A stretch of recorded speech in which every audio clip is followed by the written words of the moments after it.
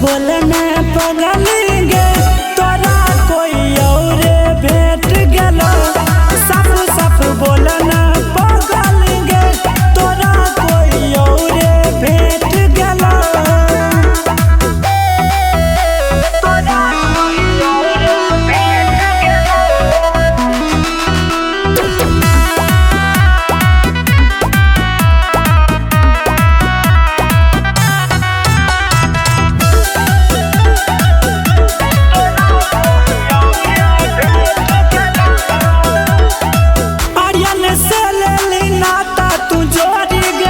अजय के साथ धोखा करो ही छोड़ी गे।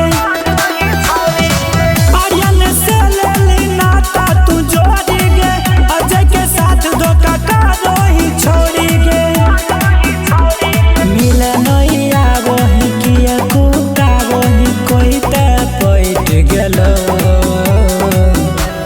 सफ सफ बोलने पगली